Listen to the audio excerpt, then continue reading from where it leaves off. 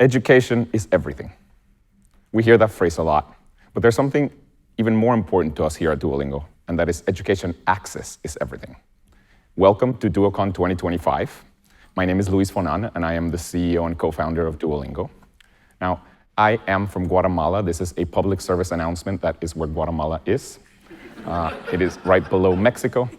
A lot of people talk about education as something that brings equality to different social classes, but I always saw it as the opposite, as something that brings inequality. Because what happens in practice is that people who have a lot of money can buy themselves really good educations, whereas people who don't have very much money, especially in poor countries, barely learn how to read and write, and therefore never make a lot of money. Now, what we wanted to do at Duolingo when we started it was to give access to education to everyone, regardless of whether they had money. And I'm very proud to say that since we launched 13 years ago, we have made a meaningful difference in access to language education. In most countries in the world, there are more people learning languages on Duolingo in that country than there are people learning languages across all high schools of that country combined. We have over 130 million people actively learning on Duolingo, and 90% of them are learning for free. We also have some very committed learners. For example, we have more than 10 million people that have a streak longer than 365, meaning they have been using Duolingo for the last year straight or longer. Now, Duolingo is used in every single country in the world. This is a map of the most commonly learned language in each country. As you can tell, the most commonly learned language in most countries is English. And that is because English can truly transform lives. In most countries in the world, knowledge of English can significantly increase your income potential. And it's direct. See, if you were, for example, a waiter and you learn English, you can be a waiter at a hotel and make more money. In the United States, of course, the most commonly learned language is Spanish, and that is because of the proximity to Latin America and also the large Hispanic population in the United States. Now, this is the most commonly learned language in every country. It's also interesting to see the second most commonly learned language in every country. What do you guys think is the second most commonly learned language in the United States? It's not French. It's not Japanese. It's English. The second most commonly learned language in the United States is English, and actually that's pretty common. The second most commonly learned language in Sweden is Swedish. The second most commonly learned language in Germany, it's German. In Italy, it's Italian. In Spain, it's Spanish. In Norway, it's Norwegian, and so on. Today, I want to talk about how we teach at Duolingo and how we teach better and better at Duolingo. And the first thing that I want to talk about is something that we started rolling out this year. Most of you have probably seen it, and that is the Duolingo score. If you see on your home screen, right next to the flag that signifies your language, there should be a number between 0 and 160 that is your Duolingo score. So for example, my Duolingo score in French is a 40 out of 160, and that tells you exactly how well I know the language. You use this score instead of saying something like, I took 4 years of French in high school, or I am an intermediate French speaker, or my Duolingo streak is 600. None of these things actually tell you how well you know the language. Now you can say, I have a Duolingo score in French of 40. Now, let me tell you what the different ranges of the score mean so that you get a good idea. So for example, from 0 to 29, if your score is from 0 to 29, that is a beginner level. If you're familiar with the Common European Framework of Reference, or CEFR, the range 0 to 29 is equivalent to the level A1 in the CEFR. Here, you learn things like the present tense, or simple greetings, or very common words. The type of sentence that you would see in this level, or in this range of scores, is something like, the dog runs fast. By the time you get to score range 30, so when you finish this range, when you get to score 30, you can get to a point where you can communicate to somebody as long as the thing you're trying to communicate is not very complicated, and as long as they're very patient with you. The range 30 to 59 of Duolingo score is like a pre-intermediate level. This is equivalent to the level A2 of the CEFR, and the type of sentence that you see here is something like, the dog has always run fast. In the range 60 to 99, this is equivalent to the level B1 in the CEFR, and the type of sentence that you see here is something like, I wish the dog hadn't run so fast. Here, you learn how to express your thoughts. Now, the range 100 to 129 is really important and really interesting to us. This is equivalent to the level B2 in the CEFR. The type of sentence that you will be able to master in this range is something like this. This is a sophistication. Who would have thought that the dog runs so fast? This is a level that we call independent. And why it's so important for us is because by the time you finish this level, by score 130, that is the point where you can get a knowledge job in that language. You may not be able to understand wordplay really easily, or you may not be a poet, or you may still have an accent, but you can get a knowledge job in that language. So for example, if your English level is 130, you could get a job in the United States as a software engineer, or you could be a university student. And for us at Duolingo, this is the goal. We're trying to get everybody to a score 130 in the language that they're learning so that they could be in a position where they could get a job in that language. And this is why our courses don't teach past Duolingo score 130. So even though the score goes all the way to 160, we don't teach past score 130. And it's because at that range, we're just talking about very sophisticated language. So for example, the canine's legs had exerted enough kinetic energy so as to allow him to run with high velocity. We expect people to learn this type of language by themselves, and we just want to get people to a score where they could get a knowledge job in that language. Now, our courses to teach English, Spanish, and French can get you to Duolingo score 130, meaning if you finish the entire course, you could actually be in a position where you could get a job in that language. We're very proud of that. Our courses to learn German, Italian, Japanese, Korean, Chinese, and Portuguese currently get you to score 60, but in the next few months, we're going to be able to get you to score 130, so we're very proud of that. Now, we all know that learning a language takes a long time. This is a table of how long it takes on average to get to different scores on Duolingo. So for example, to get to a score 30, it takes 93 hours.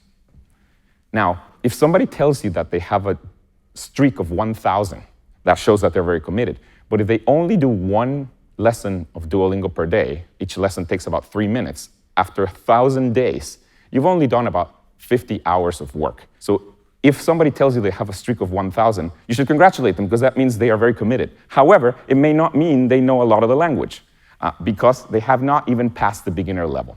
So this is why it's much better when you're talking to somebody to tell them what your Duolingo score is rather than what your Duolingo streak is. To get to a score 60, you need 192 hours. To get to a score 100, it takes about 397 hours. And to get to a score 130, remember, this is the place where you could be good enough in that language to get a job in that language, it takes about 550 hours. Now, we're very proud of the fact that after 554 hours, you can get to a pretty advanced level of the language. Now, for some of you, 550 hours may seem daunting because it seems like a lot of time. But this is the magic of Duolingo. This is why we work so hard to keep you motivated. This is why we have features like the leaderboards that get you to do more lessons every day, or this is why we have features like the friend streak that get your friends to encourage you to continue doing lessons on Duolingo. Now, being able to teach all the way to the point where you could get a job in that language really requires a lot of sophistication in the way we teach. And as you progress in your score, the course actually changes to be more and more sophisticated. So for example, at the beginning of the course, when your score is a low number, you may get a sentence like this, sí, yo hablo español, meaning, yes, I speak Spanish. But as your score gets higher and higher, you may start seeing exercises like this one, which gets you to read a whole paragraph. We also have different types of lessons that teach the different aspects of the language. One of my favorite type of lessons is adventures. What adventures do is it's like a little game, and they help you figure out how to navigate the world. Let me show you what they look like. Hola, Lucy. Hola, Sari. Quiero café, por favor. ¿Quieres café con leche?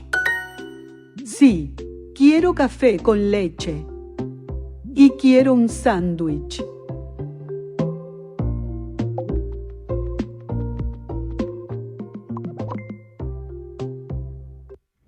So these are super fun. But the type of thing that they teach you is just pretty elementary, like the difference between left and right. This is why adventures are only in score ranges 0 to 29. Another really awesome lesson type that we have is this thing called Duo Radio. Here you learn how to listen in the language. Let me play you a part of an episode of Duo Radio. Today's caller sent in a picture of a pen. Could this be a pen used for signing historic documents? Caller, tell me about the pen. Hola, me llamo Luis. Este es mi bolígrafo. Yo uso el bolígrafo en la escuela. Yo uso el bolígrafo en la escuela. So for the early score ranges, these episodes are bilingual. So if you're a native English speaker learning Spanish, you'll see a lot of English and a little bit of Spanish because that's all you can handle. But as you get to higher and higher score levels, the episodes are going to be only in the language that you're learning, and they're going to have more complicated subjects.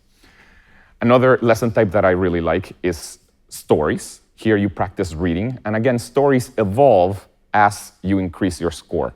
So in early score ranges, the stories are pretty simple. They're probably just a story of two people bumping into each other. But as you get to higher and higher score levels, these stories get more and more sophisticated. So it may be a story about a love triangle, for example. Now, we're very proud that when you put all of this together, it really works. Our research team has run dozens of studies that prove that people actually learn on Duolingo. Let me tell you about one study that we did that we repeated across different years. This study we ran in 2020, 2023, and 2024. And here's what we did. We took people who didn't know any of the language that they were learning. They learned on Duolingo and only used Duolingo. And when they got to a certain point in the course, this is the point where you have Duolingo score 60.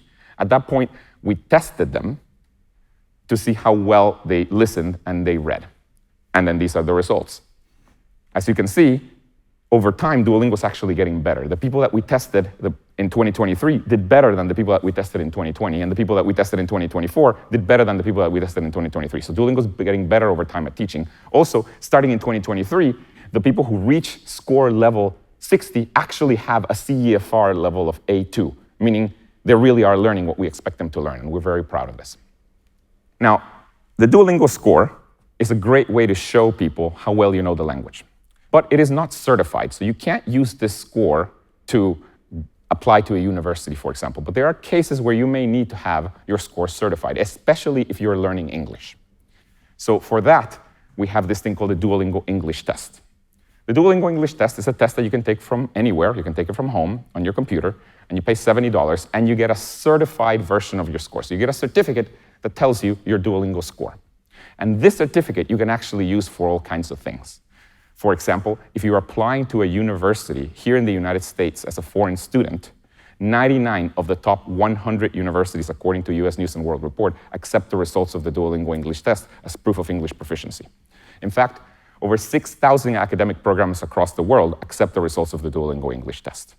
So we're very proud of that. And what we want is the combination of the Duolingo score, which has a very wide appeal, and the Duolingo English Test, which has a certificate. We want these two things to make it so that the score becomes the proficiency standard for languages. So from now on, when people ask you how well you know a language, you should tell them your Duolingo score.